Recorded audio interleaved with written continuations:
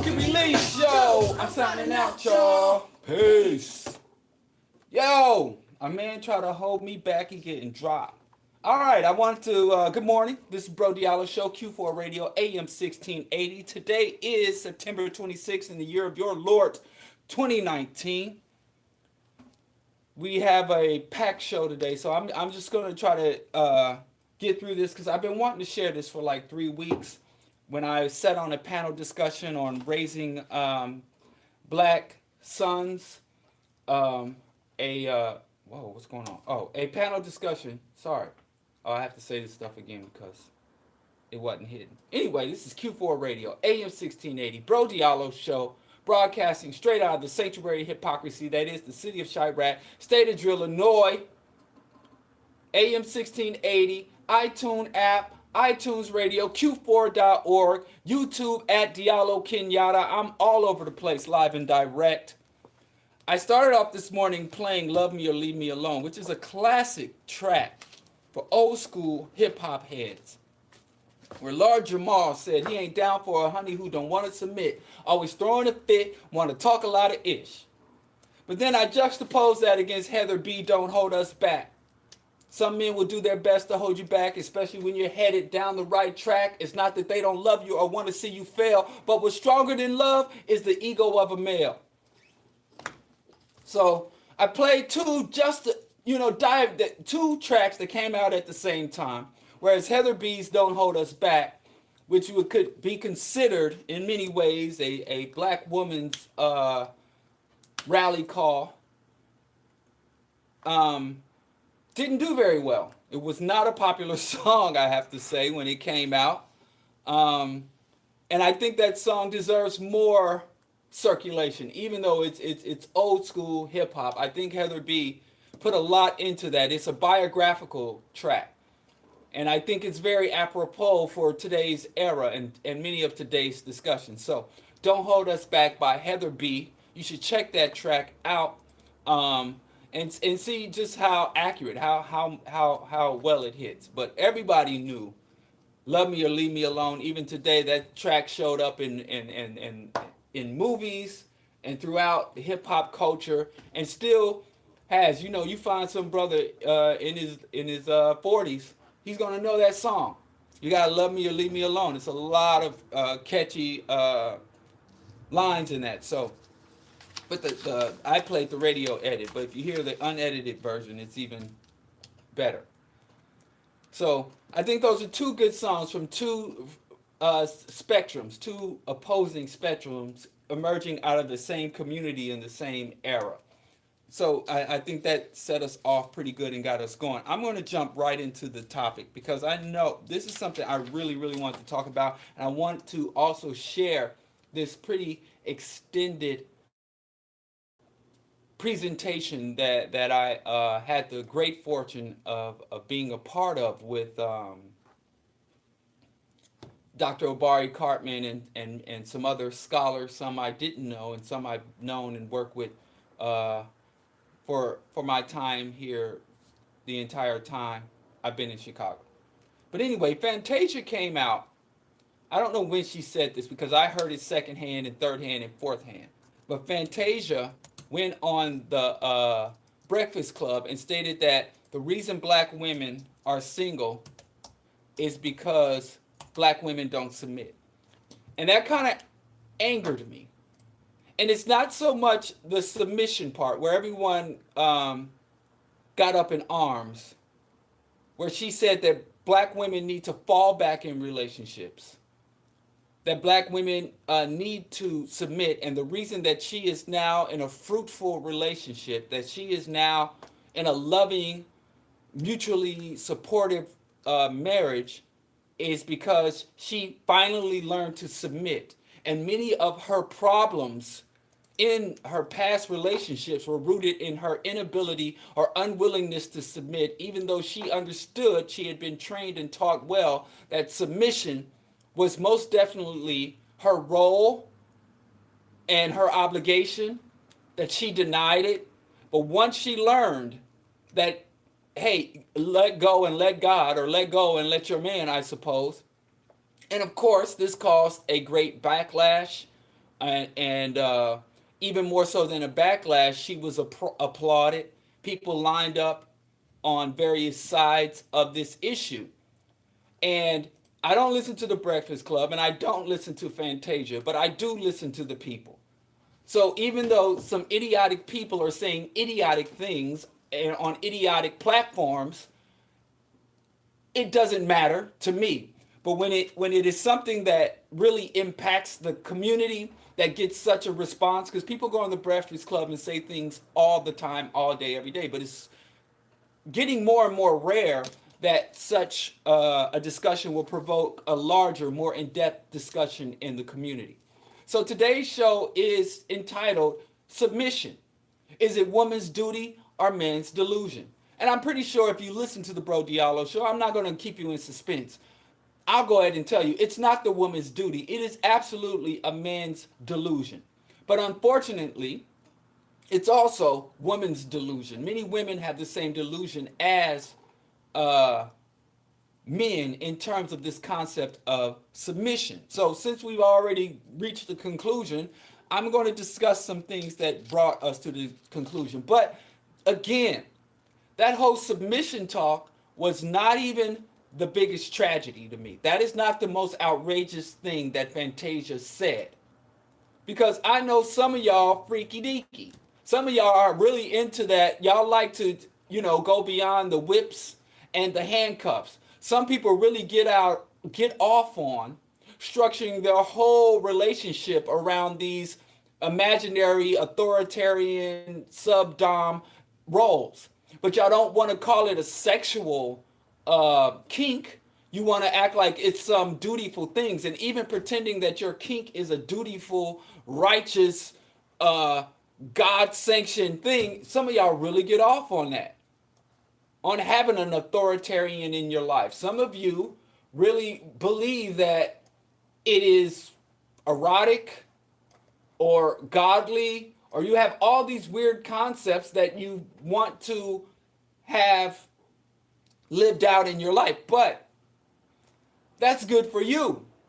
Now, if you want to come home and wash your man's feet and put a plate in front of him and then lay across the floor and purr like a kitten while he consumes the victuals that you made for him, that's all good for you if that's what y'all get off on. But it becomes a problem when you're an influential person or a person in a public eye and you want to articulate this as a virtue or as a mandate for all people, and then you want to start to punch down and articulate that this is a solution for many deep-seated problems that women have to suffer through in the larger society, in the systems and institutions of sexism, patriarchy, and racism. That's when it becomes a problem. But I feel that a woman or a man is free to voluntarily submit or whatever else they want to do within the confines of their personal, intimate relationship. But the moment you make your personal kink, your personal structure, your intimate relationship a model, and then you start to try to market and brand what y'all do in the privacy of your own homes across the community, that's when it's open to public scrutiny. That's when your personal relationship becomes a public commodity for us to buy, sell, trade, or discard, or lift up. And a lot of times, people that make the stupid mistake of coming and saying, I got a man because of this, and if women did this, or dudes come out and say, yeah, brothers, we need to do this or shouldn't do that. And then when they get called out and memes start popping up about them, they want to be like, this is my life, it's personal, please me. And I don't understand why people don't understand. I don't understand why people don't understand. It's pretty simple. So Fantasia took her business and didn't just put it on the street, she smeared it on the street. She seasoned it, fried it up, and put it between two buns and put it out there for mass consumption. And so a lot of people started digging up all of her other past improprieties, which I think is justified in this instance. Some people were saying, oh, you can't judge what Fantasia's past. We all have a past. Yes, we all have a past. But not all of us took our asses on a platform of millions of people and say, this is why you screwed up. This is why I'm better than you. This is why I understand more than you. And this is why my life is going better than yours. And this is what you need to do in order to improve your station in life. So now she's put herself up as a leader, as an instructor, as a guide, as a goalpost, as a beacon of light. And so when you put yourself up for a job, what do people get to do? They get to know your employment history related. They get to know your history related to. I worked as a radiographer for 13 years. So if I went and got a job and applied for a job in radiography tomorrow, they'd be well within their rights to examine my history within radiography. I've worked with youth. I've worked with at-risk youth since I was an at-risk youth. I was a peer counselor and working in Stop the Violence Coalition back when I was submersed in violence. So if I went and tried to work in that field again, they would look at my history in that field. So if I come out and say, listen, I've been married 19 years, and me and my wife do A, B, and C, and the reason why you brothers can't get a good woman, and the reason why you sisters can't keep a good man is because y'all don't do what we do, and y'all ain't got what we got, and that's what's wrong with y'all. Then the whole internet would be welcome to go and look into my entire relationship history, with my current and past history, because I put myself out there.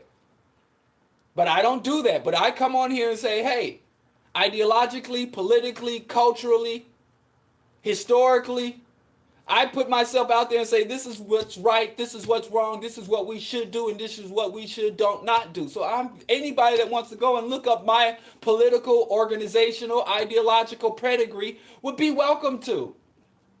And I can't, how dare you? I invite you to. And even if it's not me personally, if I recommend a text, if I reference a scholar, then go examine that scholar. That's how things should work. That is fully appropriate. So I think it is fully appropriate that Fantasia's dumbass gets dragged, kicking and screaming. But it doesn't even matter, because now she'll also develop a whole new clan of what I call, a huge spider is on my keyboard. There's a new article that came out and said that you should not harm the spiders and other predatory insects in your home and spaces. And you should give them space to move, centipedes and spiders and things of that nature. I've always thought this. My wife, let me take an aside. I don't know, maybe the spider was an omen. Some of you numerologists, spiritual, vibrational frequency, chakra people, tell me, what does the spider omen represent? Is it good? If it's good, let me know what it is. If I'm gonna give me some money, if it's not good, I don't want to know, because I don't believe it either way. But bring me some good news. Don't nobody bring me no bad news. Anyway, where was I? Damn, spiders. So Fantasia is also going to get a lot of new fans. There's going to be a whole new segment of Christians, fundamentalists, a whole new segment of black nationalists, straight pride movement, what I call the black Puritans, and a whole lot of people who don't really understand their fetish. A lot of people think they are involved in a godly, holy matrimony when you're just in a freaky sub-dom fetish. And I know some actual people who work in the fetish industry, and they hate me saying this. They was like, stop calling these abusive, imbalanced relationship kinks and fetish. Because they say there are certain elements in like BDS and bondage, sadomasochism, people that in the whips, chains, tie up, where it is a mutual thing, where it is where the sub and the dom have an agreement, they have a safe word, they have an in and an out and all that. So she said that's not what this is. When a woman is submitting to a man, when a woman's identity gets consumed or enveloped into a man, when a woman's dreams and ambitions and goals and resources become property of the man, they become subordinate to what the man wants and defers to a man, that is not a BDSism, that is not mutual pleasure. And I have to, and I just don't see how that isn't, because submission is a mutual thing. And so anyway, I get in trouble with the people in the kink that in the appropriate healthy kink because the unhealthy kinks of this sub dom holy matrimony. But I mean, I just say these are people who like to have threesomes with Jesus, male female threesomes. They want God in their relationships. They want to bring God into their bedroom. I'm sorry, not just God, but also Allah can stand in the corner and check y'all out while y'all doing the right thing in the wrong way or the wrong thing in the right way. Yeah, that's more like it. But anyway, let's first let me recompose myself. That's why I try not to talk about sex and relationships too much. But I don't like emotions. I like rationality. At least that's why how I envision myself. Y'all might see Bro Diallo get emotional AF on the show, but that's not how I see myself. I see myself as rational. You know, I see myself as the kind of man who wears sweaters with buttons. That's the kind of person. That's what the image I want to portray. When you tune into the Bro Diallo show, I want you to feel, have an era of calm and security and settle in for some rational, structured thought, like a radical NPR. And then I try to rehearse my NPR voice, but then I mess it up. But anyway, that's how black folks is. We get emotional. Anyway, so here we go. Now we're just getting started. All of that, disregard everything I've said for the last 20 minutes. Fantasia's statement. Fantasia said the reason that black women are single is because we don't know how to submit or we're not willing to submit. And everybody keyed in on that submission part, which I think should be addressed. But the other part that outraged me, that I didn't like, I cared less about the submission rhetoric. Because I know some women gonna lay out and splay out and submit. That's what they're into. Some women do it involuntarily. Some women do it because they're heavily indoctrinated into Judeo-Christian, Islamic, Hindu theocracies and theologies. But what really upset me is the fact that she said the reason why black women are single. And I think people ignored that aspect of it because the concept of submission is such a volatile idea or concept. But before we do anything, let's talk about why black women can't get a black man. Why so many black women are single. So the number one reason why black women are single is because they're not interested. Well, one of the reasons, not the number one in terms of the top reason, but the first reason that you can conclude that black women are single because they are not interested in a relationship. They don't want to be married. And they don't even want to be in a long-term relationship. And sometimes women don't want to be in relationships because relationships within this cultural and economic context are high risk, low benefit. They take a lot of time, energy, resources, and many women feel that the return on that investment is not worth it. And the reason why you have to drain so much into the resources is because, especially black people, we have so many societal, economic, even historical, cultural, ethnic baggage and hardship. And there are no institutions, there are no standing structures to help African people cope with, endure, navigate, or even reverse the oppression and the dysfunctions or the what I call a maladaptations to oppression.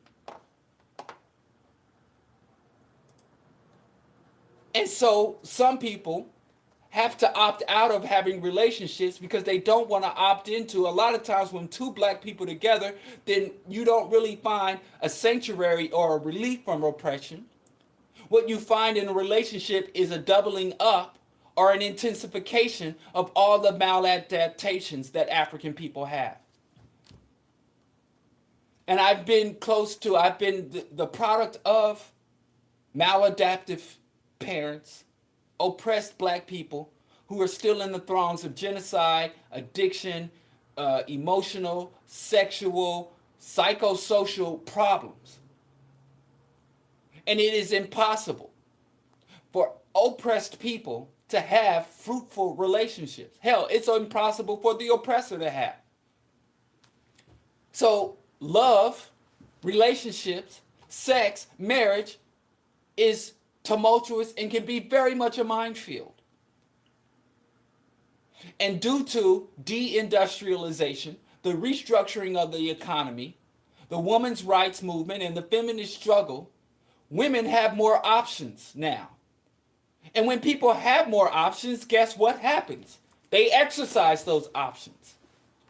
And even though society, or more specifically, the economy, has created more options for women, the attitudes and views about women have not kept up with the opportunities and options available to women.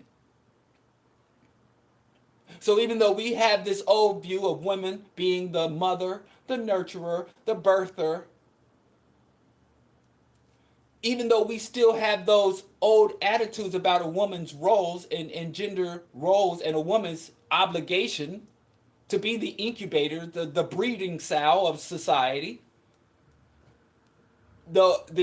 even though we still have those same attitudes, many women have the wherewithal, the resources, and ability to get out of that mold.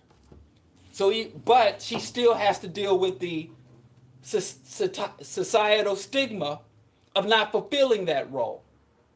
You could have a woman go out here, cure cancer, fly to the moon and back in her own jetpack, win the Olympics 3 times over in 50 categories, and still when she's interviewed, they're like, well, you're getting up there in age, when you're going to have kids? You know? And you see interviews where they ask women, it could be like there was the biggest movie franchise in the history of cinematography is The Avengers. And they found that when the men in The Avengers were interviewed, they would ask them questions about the movies. They would ask them questions about the special effects, the techniques, about their training and their stunts in the movies, and this and that. But when the women, like Black Widow or Scarlet Witch, when the women in the cinematic universe were interviewed, they would ask them about their uniform. Like, wow, your uniform was really beautiful. Was it tight? How long did it take you to get in that uniform? If you were a tree, what kind of tree would it be?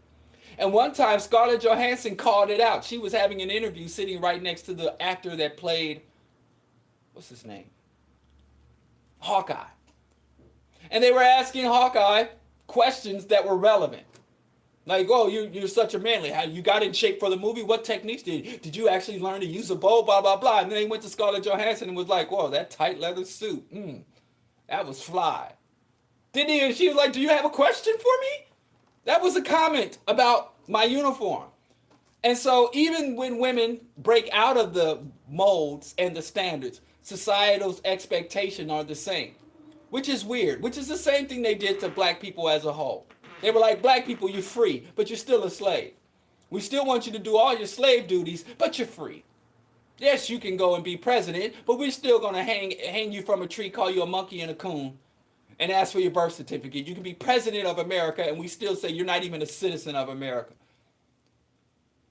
So, imagine that doubled down. So you're free, but we still want you to be a slave. And woman, you are liberated, but we still want you to be a submissive breeding sow. So, again, a lot of women are single simply because they don't need to be married. And a lot of women, like your grandmas, your aunties, and a lot of these idealized ideas we have when 70% of black women and men were married, and black people had a higher marriage rate in the 1950s, before 1960s, black women were more likely to be married than white women in the U.S., which is all true. Yes, black women, we had higher family values. We had more stable family structures. We had higher rates of marriage and lower rates of divorce than white people up to the 1960s and 70s. And many of us pat ourselves on the back, and many of us want to go back to that time. And many of the men who claim they want to go back to that time, like Dr. Umar, and they are not very successful. Like, well, why don't you model those behaviors instead of getting on the mic and telling us what to do? But what you have to know back then But just like our marriage rates were through the roof, so were domestic violence, alcohol, neglect, molestation, incest. All that other stuff was high too. But, our aunties and our grandmothers and our great grands were very polite. And they understood there's certain things you wrap up in a napkin and you stuff them in your apron pocket and just pat on it. It'll be fine. Pray on it. But we don't really want to recount the high levels of dysfunction that were going on back then. I remember my great aunt, my grandmother's sister, would tell me about and my great grandpa. You couldn't tell me nothing because I only knew great grandpa Bowie. I didn't know no other manifestation. I didn't know him when he used to work them yards. He had a mangled hand that was missing fingers. And he would always tell me the story about how he mangled up his hand. But Grandpa Bowie, back in his day, he worked the rails. He was a laborer, a hard man. And back then, they used to literally at these work sites, at these job sites, before the modern computerized economy, when it was payday, the owner of the mill, the foreman of the rail yard, they would back up a Brinks or a Wells Fargo, what do they call those trucks with the money? Armored carriers. And they literally back that up. And two men with shotguns would come stand on each side next to the armored truck. And the foreman would hop up in the back of the armored truck and call your name out and pay you right there in cash. Wasn't no W-2s, wasn't no checks. Didn't nobody have no bank account. The shoebox stash. That's what was our banks. And that's how they did it in my grandpa's era, especially when it was day-to-day labor, because my great-grandfather was coming up and raised his black family up in racist America during the height of the Great Depression. And so after being work and, they'd line up for work, some of the most grimy, greasy, hardest work in Missouri, whether he go out and work the stockyards and push around them Hereford cows or go down to the Missouri River and unload some of those barges off the Missouri River, or he go out to the rail yards and working for the freight trains, working on them freight cars or working on the passenger rails. Whatever he'd do, he'd have to go line up and show up. All the white boys, they get lined up first, and they hire out the white boys that show up. After every single white boy was sure to have a job, get the easiest job for the easiest job for the highest pay, then they look around and pull out the Mexicans. And then after they all the Mexicans that they want that were in good standing, then they start looking through the blacks. And every now and then, they wouldn't call up Bowie. But since Bowie was a big man and a strong man, and they knew he was a good Christian man, Bowie, he was among the blacks. He was at the top of the bottom. He was at the top of the bottom. So generally, if there was work left over after the white boys and the Mexicans got called up, he'd be one of the first colored men to get called up. So they call him up. He'd do a hard day's work. And while it ain't enough that they call you last and pay you the least, the whole time you're working, they saying, boy, want to rub your head or goose you for good luck. They talking about literally, a lot of them men because back then a lot of black men didn't want their wives to have jobs, and not because they were tyrannical oppressors, because they knew if your woman was doing domestic work, she was going to be routinely sexually harassed, if not assaulted and raped by the master of the house. So a lot of black men in this submission thing was like, for my own dignity and for your own protection, stay in the house. It ain't safe. And if you get raped and I come out there and do something, not only will you get raped, I'll maybe get lynched. Maybe they'll burn down our house. Or you get raped and then our children have to go to school. My grandmother, my great uncle, my great aunt might have to go to school and they're snickering, pointing fingers about what happened to your mother, or even though their mother. I mean, we done been through a lot, and we need to keep this history at the forefront. We need to understand the capacity of our oppressors. And some people are like, I'm not oppressed, I got a nice car.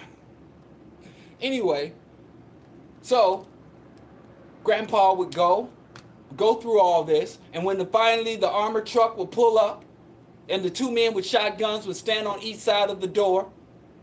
And again, when it's time to get paid, they call up all the white boys first, get them stacks on racks, pay them off, pay them the most for doing the least. Then they call up the Mexicans. And then finally it's time for the colored men. And the colored men will be looking over the shoulders because there's only so much money in that truck. And when the money's gone, the money's gone. And what you gonna do, hire a lawyer? When you're a transient day laborer, a black transient day laborer in the Jim Crow, Missouri, what you gonna do? So the black men are scuffling and elbowing to get in the front of the line, because even if they say you did a good day's work, but the truck is empty, check me next week, boy.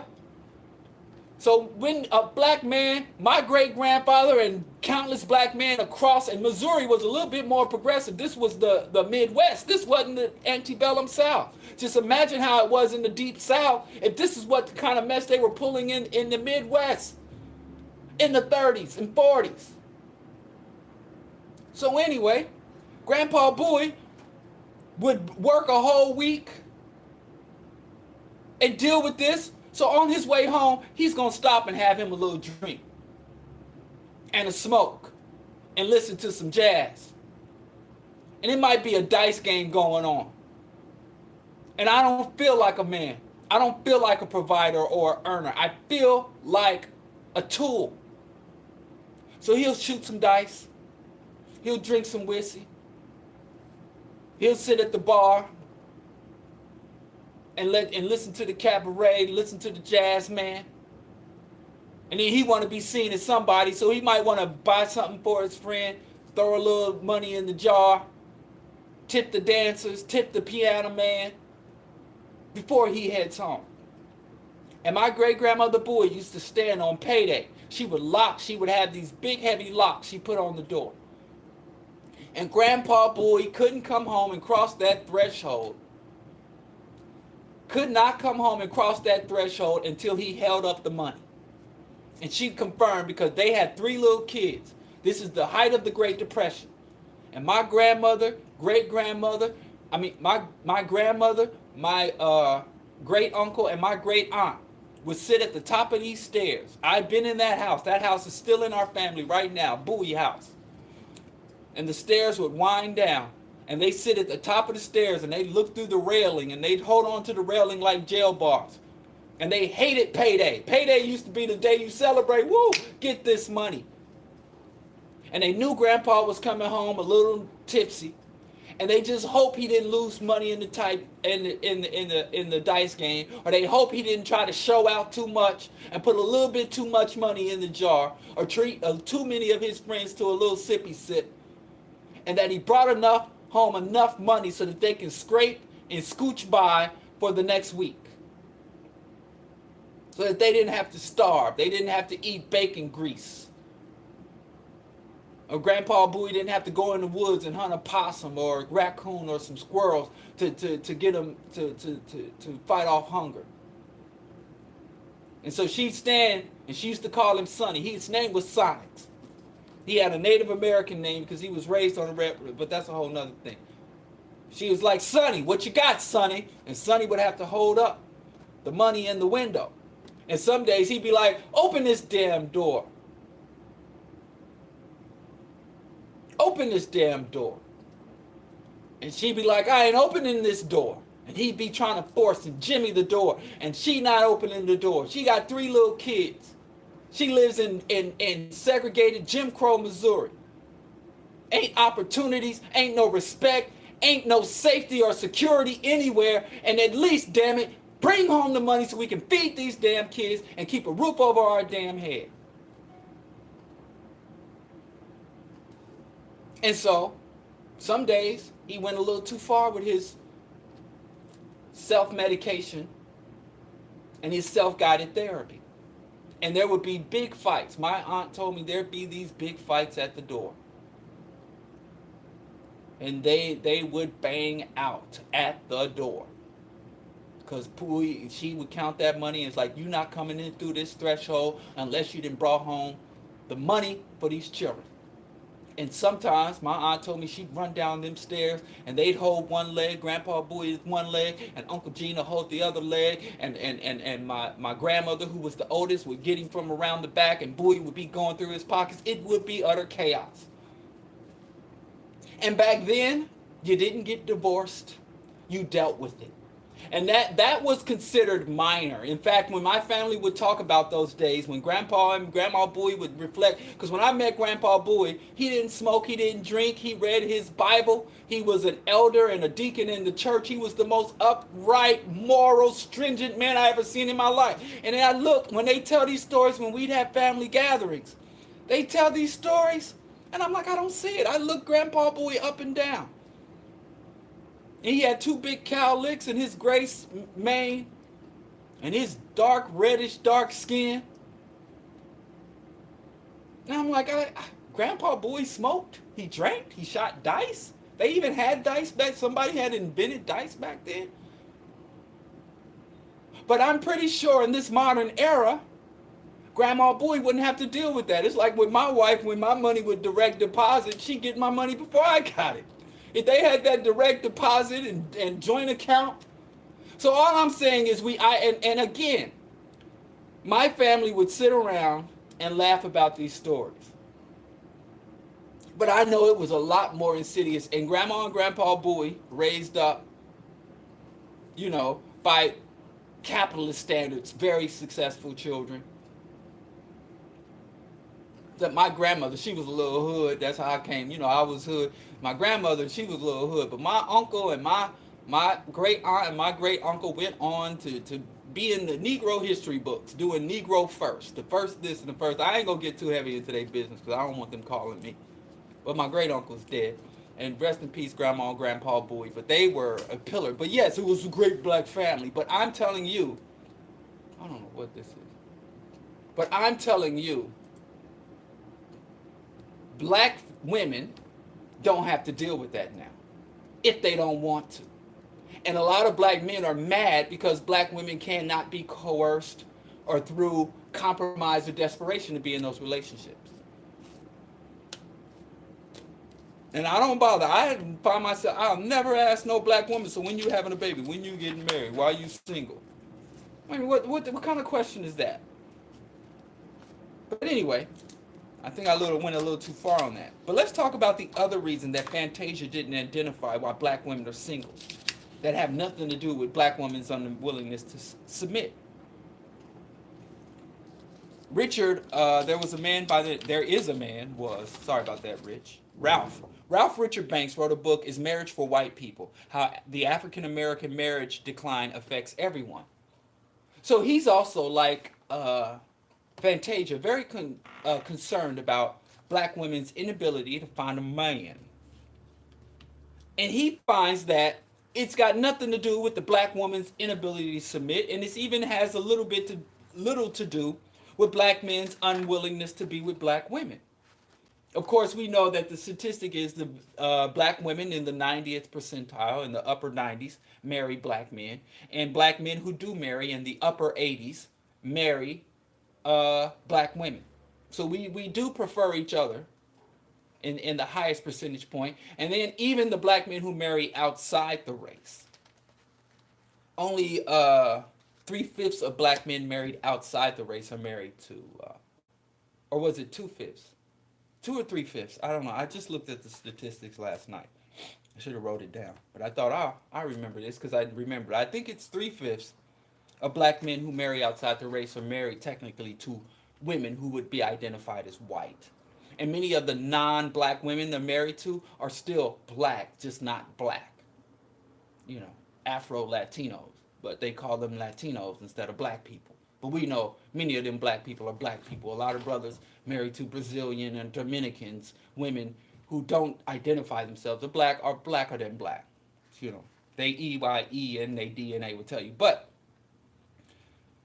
beyond that, what he found in his research is that essentially,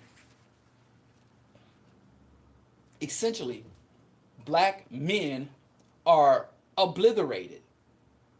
By the time black men reach the age of courtship and marriage, which is between 16 and 64, which is weird just getting married at 60 and 64, but statistically, more black men are born than women. It is a higher probability that when a woman is impregnated, she is more likely to give birth to a male than a female. So at birth and impregnation, black men uh, survive.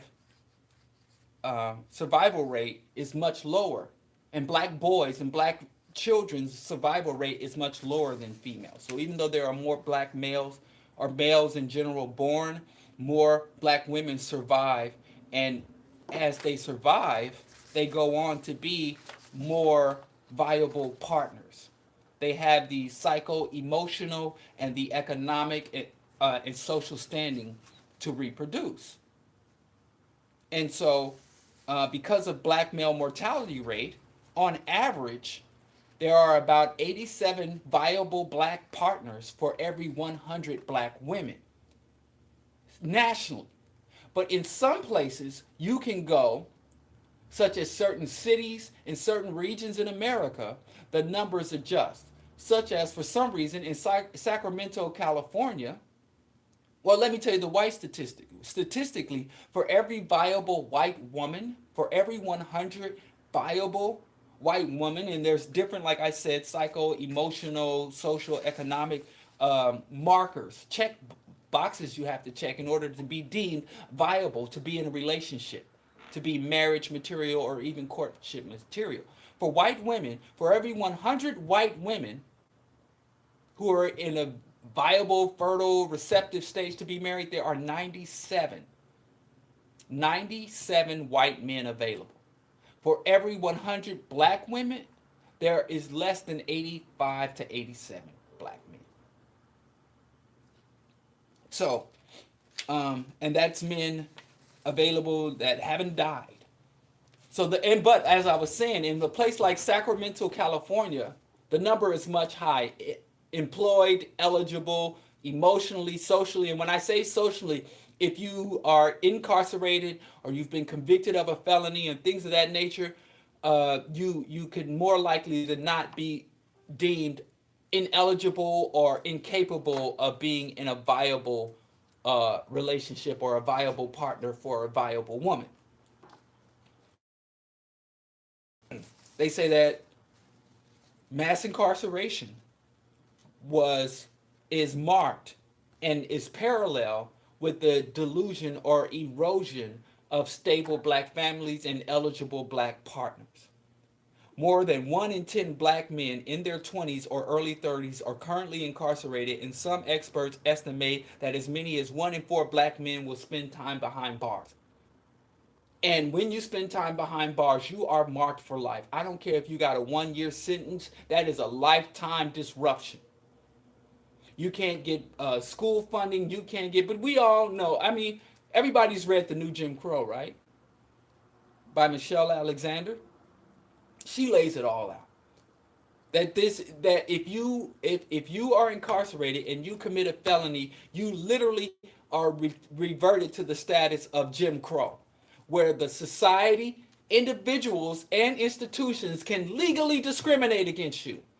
They can deny you housing, they can deny you employment, they can deny you education, they can deny you access to certain communities. They can literally level all of the discriminations that black people suffered during the Jim Crow era. They level against felonies and other felons and other offenders. That's why she calls it a new Jim Crow.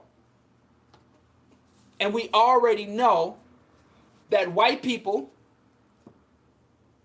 commit as much, if not more, crime than black. They consume as much, if not more, drugs than black people, but they are more lightly policed.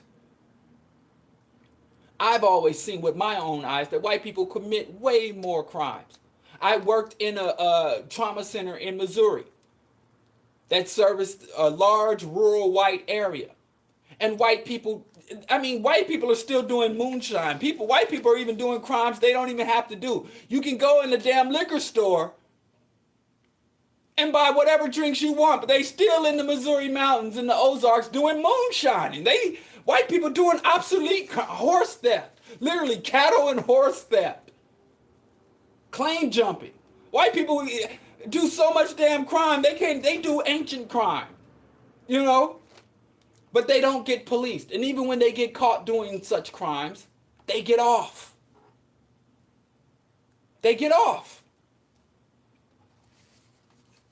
So we know that this crime thing is not about law enforcement. It's about status quo enforcement. So if Fantasia wanted to talk about black women being single, she should have opened her silly mouth and said, due to the systems and institutions of white domination and black oppression, due to homicide rates, unjust law enforcement, unjust incarceration, new Jim Crow discrimination against formerly incarcerated, black women can't find a man. But then you can't blame the black woman. And hell, you can't even tear down the black man. That puts you in confrontation with the system. And let's say a black man avoids jail. I've been in jail, but I've never been convicted of a crime. You know, I've been in them cuffs. But they like to arrest you, especially like if you've been a protester, if you've been an activist, they love to arrest you and call felony or rioting. And then when you go to the judge, they'll knock it down to trespassing or something like that. So I've been convicted of trespassing and had to pay a fine. You know, there's activist stuff, but I ain't got no street credentials. I'm not ashamed of my lack of street credentials, but anyway, let's go on.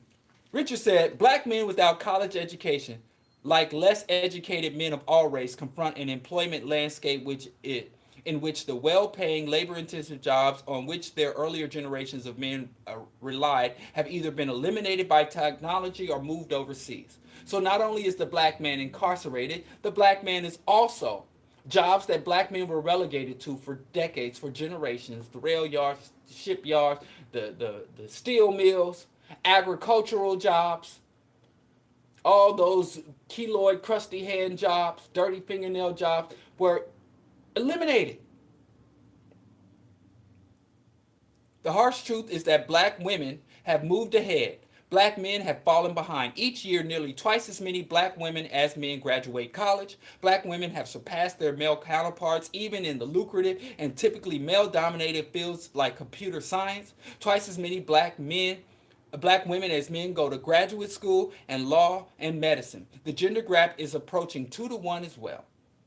Marriage has declined throughout our society, but more so for African Americans and in particular black women than anyone else. The shortage of stable and successful black men is a big part of the problem. So there you have it. It ain't got nothing to do with submission. It ain't because black women didn't submit. Because I can promise you, my good Christian great-grandma, who I know very well, who I knew well into college, who lived into her 90s, she didn't submit any more than women do today. She didn't have options and opportunities like sisters did today. The ways the burden that society placed on her and the obligations that society placed on her were different than today. But she fought. She fought. Now, my great-grandmother was brilliant. Who knows what she could have done, what she could have accomplished if, she wasn't confronted with the overt racism, the overt sexism, the Judeo-Christian misogyny, and even the limitations that my great-grandfather and his failure to confront many of his issues with oppression placed on him, and many of his maladaptations to the conditions he was confronted with. So, we can dispel the myth that black women are single because they don't know how to submit, because we've got all this stats, all this evidence that black men face high rates of homicide, incarceration. And we always know that if the society as a whole is going through a problem, it's going to impact black people 2, 3, 4, 5, 6, 10-fold. So since marriage is being deprioritized and declining in the society as a whole, just like when they talk about heart disease, you look at the national average, You look at the black demographic.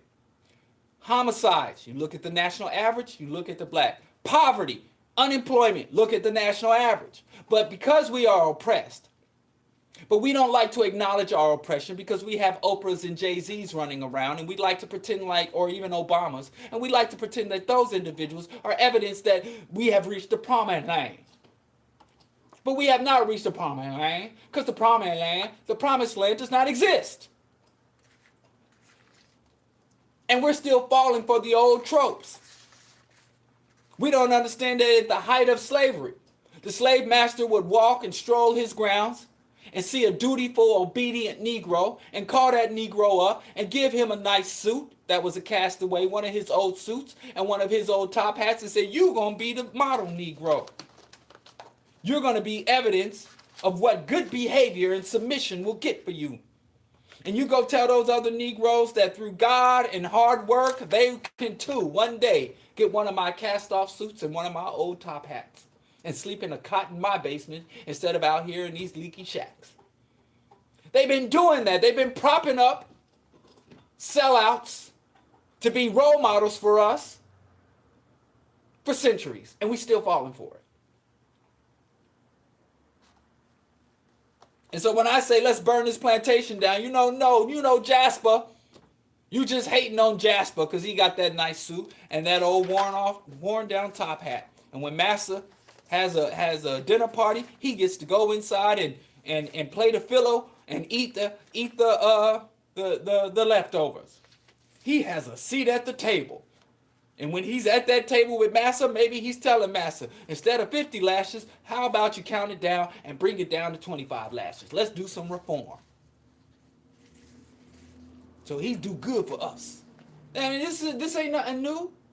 But anyway, Fantasia, who has a moderate level of success and fame, is an idiot. She doesn't understand oppression. She doesn't know our history. She doesn't have a conscious bone in her body. And she is a Christian. But she is absolutely delusional. Black women are not single because they failed to submit. Black women who are single but not by choice but are interested in a long-term, mutually supportive, intimate relationship. Black women has more employment option and economic opportunity than she does for marriage and reproductive opportunity. Because of the systems and institutions of white domination have ravaged our people and continue to ravage our people. And because for centuries we have sought reform and compromise as opposed to revolution and liberation, we have to endure this. We have to navigate this. We have to put up with this. But it doubles down. But if you turn around and blame black people for the ravages of oppression, you become an agent of oppression. You become a coon for white domination. When you give validity or you start to blame the victims of oppression, like single black women, for their own oppression, for the outcomes of oppression, you become a house slave. You begin to fulfill the historical role of the house state, validating an unjust system and blaming the victims of oppression for their own oppression. Or you begin to focus on only the symptoms of oppression and not the core disease and cause of those symptoms. It has nothing to do with black women's failure to submit. In fact, I argue that black women are some of the most cooperative, supportive women in the world. We would not have endured chattel slavery, Jim Crow, or even the new Jim Crow if not for black women. And black women's ability and willingness to resist and combat oppression is the only reason we are not relegated to the museums and history books. We're still here today, in the flesh, still in a position to continue to fight. So I think it's disgusting for a black woman to go on the air and repeat some Judeo-Christian BS about black women being single. Now, if you care about black women being single, Fantasia, go and do the research. Read some of the scholars.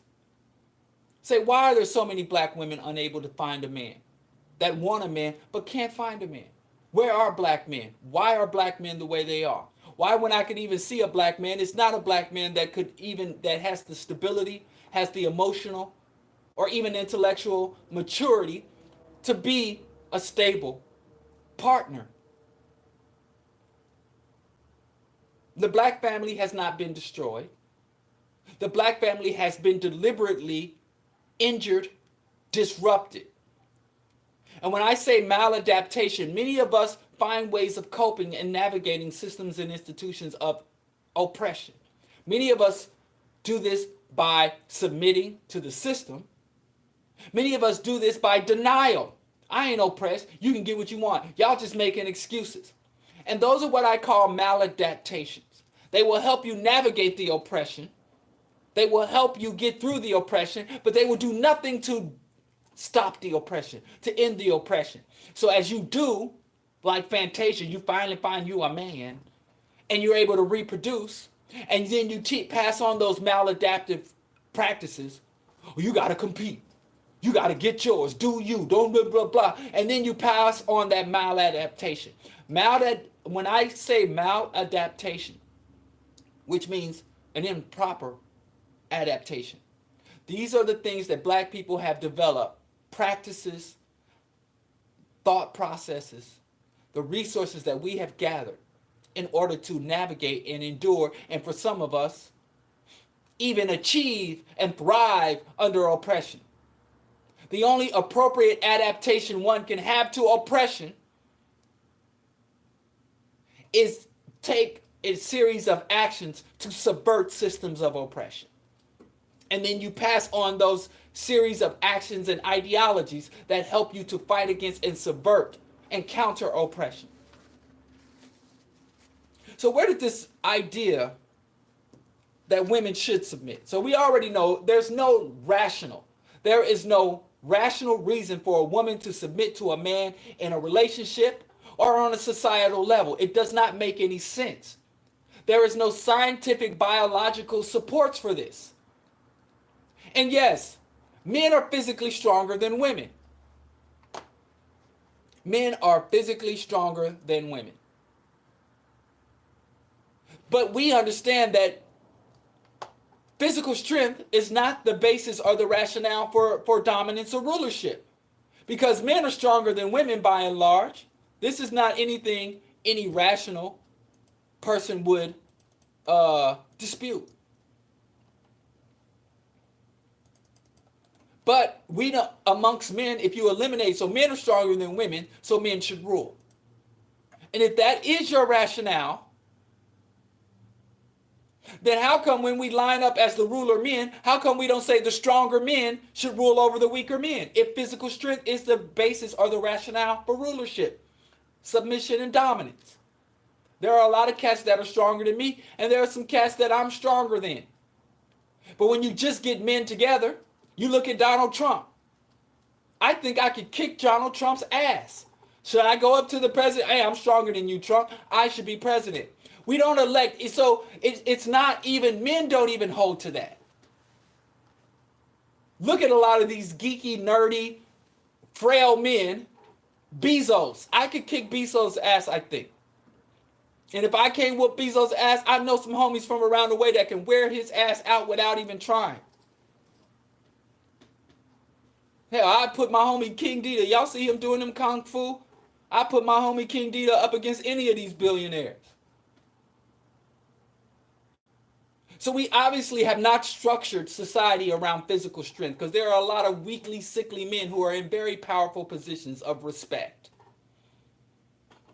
You have some of these generals, these decrepit generals who can't throw a rock, let alone shoot a machine gun, and they command whole armies. You look at the Saudi oil oligarchs, weak, pudgy men.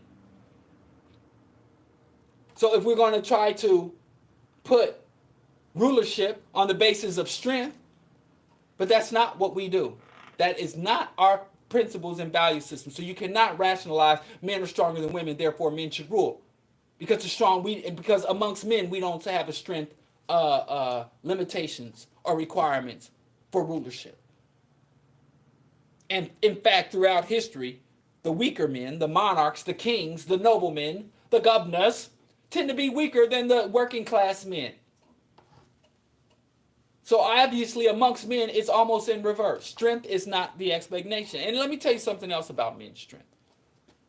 Men's strength is only strength as you define it. Psychologists wanted to do, there's this funny, it's a goofy article, but it's scientifically based in psychology today, where they talk about, the who wins the war of the sexes. Like, are men really more than women? Or women truly less than men? So they just went and looked at the science. Men are physically stronger than women. And yes, we have greater lung capacity, our bones are denser, and we even have more durability than women. But women produce more antibodies at a quicker rate than men. And they have more white blood cells.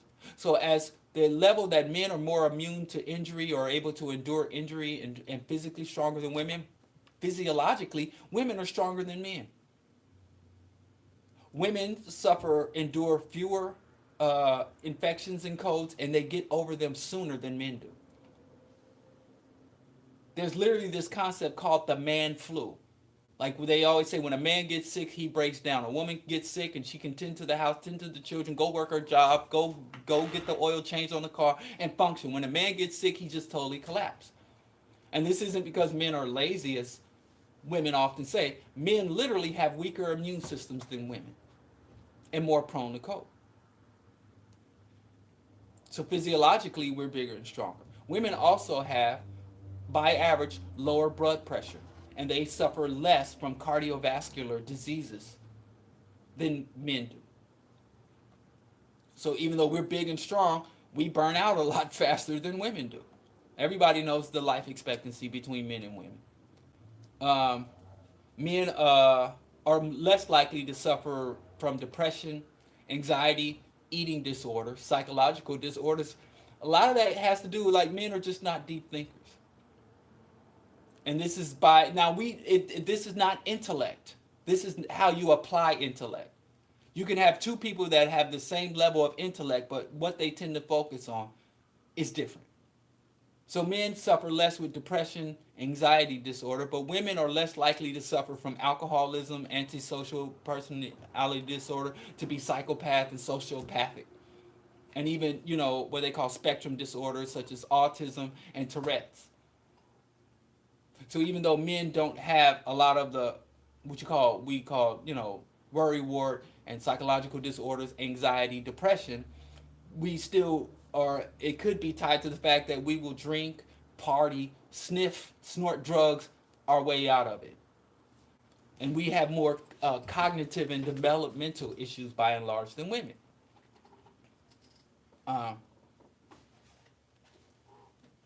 What else are some of the other advantages? Oh, women have fewer learning disorders. They are by and large fewer women end up in special ed classes and things of that nature. Men are more capable of fathering children. Men also can father children at a later age. The oldest man to ever father a child is said to have been a 93-year-old Australian man by the name of Les Corey, who impregnated a woman while he was 93 years old. So, and I think one of the oldest mothers is in her 70s, so we got women. So men can reproduce at a higher rate and more rapidly than men, but women can actually give birth. So by virtue of carrying two X chromosomes, they also are much less likely to suffer from X-linked recessive disorders such as color blindness, hemophilia, and muscular dystrophy, and many other diseases that women are almost immune to, or much less likely to suffer X recessive genetic disorders than men. Men are taller than women, but women live longer than men. So this list goes on. For every advantage that men have physiologically over women, you can find a physiological advantage that women have over men. All down the line, for every advantage you can think of, our strength, our height, our durability, women have those same advantages. But for some reason, we only focus on the men's advantage. So if you're going to say, well, we want to have a meritocracy. So if you're intelligent, if your brain, if you have the ability to, we want intelligent people to lead our society. Well, men are more likely to have cognitive issues than women. Men are more likely to have drug and substance abuse, antisocial disorder, psychopathy, and be sociopaths than women. So obviously, women's limitation in society is not based on their lack of ability, intellectual or even physical ability. Especially in the era of modern drone warfare and things of that nature, you don't even need the belly club swinging brute. So where the hell did this stupid notion that women should submit to men even come from? Well, I have this book here. There are several books I brought. But this is a book written by a radical feminist. And it's a white woman who wrote about Africa. And when I bought this book, I wanted to be able to tear this book down. Because the reason I bought this book is because I wanted to write up a critical essay against this book. Women, the Roots of Oppression. When I was attending Brooklyn College, there were a lot of feminists there. And they would reference this book. And I went out and got my own self a copy of this book from Third World Press, Women, the Roots of Oppression in Africa. And I'm like, it's this white radical feminist woman from Italy. She's not even a black woman running through Africa, want to tell black folks about ourselves. But then when I actually read the book, I hate to say, a lot of it's on point. There's a lot of accuracy. And one thing she has a short time, a section in this book, where she essentially says most of Africa's relationships problems, or the problems that black women face, are directly, even from black men, are directly tied to colonization. It goes back to the disruption of African society, the disruption of African economy. It led to also the disruption of the intimate relationships. And prior to Arab and European incursion into Africa, there were a lot different structures. There were a lot different ways of doing things that African men and women related to each other that were alien. That were alien to Europeans. That Europeans didn't even comprehend our social, familial, or even interpersonal, intimate relationships. They didn't comprehend it because it was so alien. And even in their own writings, they said that African men were very feminine.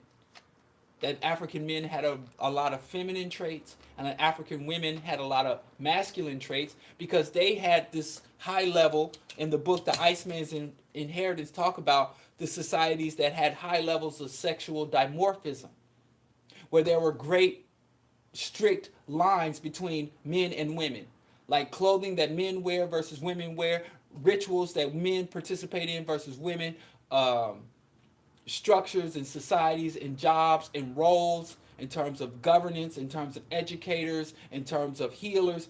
When there is strict lines, say this is woman's work, this is man's work, this is woman's clothes, this is man's clothes, and on down the line. This is the woman's God, or this is the woman's place of worship, this is the man's place of worship. And what they found, and as in the societies that had high levels of sexual dimorphism, high strict separations between men and women, you had more cases of abuse, higher rates of devaluation of one versus the other, generally devaluation of women. But societies that had low levels of sexual dimorphism, in terms of do what you're capable of doing, and what she called in this primitive socialist or proto-communist societies. We had socialism long before Marx existed. But then they call it primitive socialism because if it ain't white, it ain't right. So they got to tear it down some kind of way. But societies where had the communistic view that say, hey, you give what you're capable of giving to the community, and you extract from the community that which you need. So if you were a woman and you were proficient at hunting or you were proficient at fishing, or you were proficient at warfare, then you could go be a warrior. There wasn't, oh, women can't go to war. And if you were a man and you were a weaver, you were a nurturer, you were an agriculturalist, then you could go do that. Or if you wanted to adorn yourself and you were a man and you wanted to adorn yourself and wear earrings or grow your hair long, or if you were a woman and you wanted to shave your head and you weren't into adornment, you didn't have time for such, nobody judged you based on that. And you weren't considered less of a man or more of a man because of what you did or didn't do. It was only saying, hey, do you make a positive contribution to the community? Do you adhere to our base laws of civil interaction and our civil codes of conduct and our base traditions? Are you able to be a productive member of our community? Yes or no? Yes. Then do that. Be productive. Contribute. What do you need? Are you willing to contribute as much as you're able to give, and you're not going to take more than what you need and create an imbalance here? No, I'm willing to follow the rules and be a productive, functional member of this group. And even throughout the age, if you couldn't do physical labor, could you be a griot or a scribe? There was all types of division of labors. And even if you couldn't do anything because you were elderly and infirm, then people would take care of you. And they found in the African societies, they would come to Africa and be like, we can barely tell the men from the women. Where you go to Europeans, Greco-Roman societies, women in the Greek world, the first European civilization, had few rights in comparison to male citizens. They were unable to vote, own land, or inherit. A woman's place was in the home, and her purpose in life was the rearing of children. This is pre-Christian. So even though the role of woman is codified in the Bible, and I got dozens of verses in the Bible and in the Quran and in the Torah, I pulled them up, of where they say women bow down, that women are breeding stock, men are higher in the sights of God than women. This is pre-Christian. This predates the Bible, because that's what I was thinking. I'm like, well, shoot, that ain't nothing but some old Bible. Fantasia's all caught up in the Jesus cult. But no, this is not a religious thing. This is a fundamental cultural issue. It goes back to the earliest European societies. And there are some other societies that get caught out in this. It says the oppression of women. It's an article that talks about the origins of oppression. Where did the first group of women first hear from the first group of men, hey, I'm better than you, I'm more than you, you should submit to me?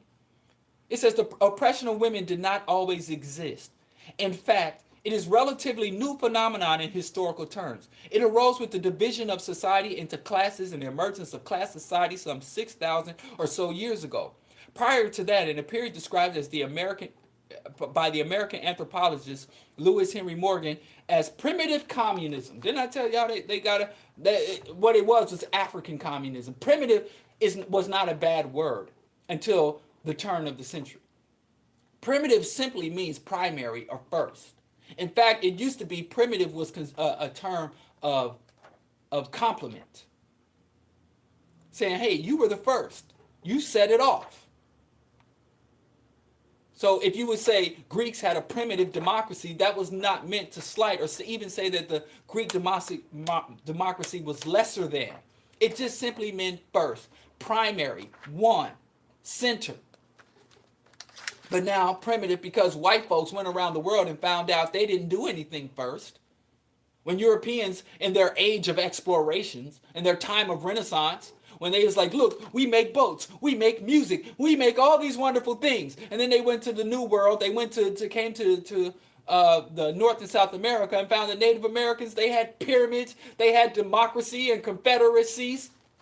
They came to Africa and found grand universities, the University of Timbuktu and Sankara, and all this scholarship and high level industry and art forms. They went to Asia and they was like, damn, gunpowder, paper, and algebra.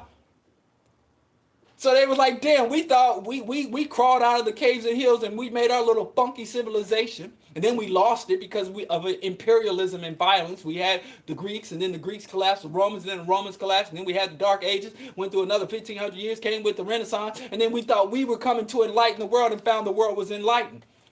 So the white man was like, well, yeah, you got paper, gunpowder, and universities and pyramids, but guess what? I got a gun. Boom. And they blew it all up and burned it all down, and then they call it primitive. And primitive became a negative word. But anyway, I digress. Lewis Henry Morgan as primitive communism. Neither classes, the state, private property, nor the family existed. And by family, you mean the nuclear family. There was no domination of man over woman or man over man. Because you always find man oppressing man in systems where you find man oppressing women. So it makes sense, even if you could go home and thump your chest and say, hey, I dominate my woman, you don't find submission and domination. It's like warfare. Warfare always comes home. Domination will reach you. So as a man, if you are not in favor of being dominated or being subordinate, it's best that you not impose domination or subordination on your woman or anyone else. Freedom is freedom, oppression is oppression. As there was no surplus created, only enough to survive, there was no exploitation, which only emerged with the development of the slave empires of Mesopotamia, Egypt, Greece, and Rome. So, if they say the earliest forms of woman's oppression date back 6,000 years, that literally means like almost 80 to 90% of societies and then over 80% of human existence. There was none of this. But it does predate the Bible. It is mostly related to the warring tribes, because in another book, Cows, Pigs, and Witches, they actually talk about the savage male. And they talk about, but my time is short and I want to share some other stuff, but I might pick this up later. Let me just hit on my major points. Number one, women are not single because they fail to submit or that they're too hard to get along with. Women are single because our internal relationships are occurring within an environment of oppression and disruption, and many of us have maladaptive responses to the systems of oppression.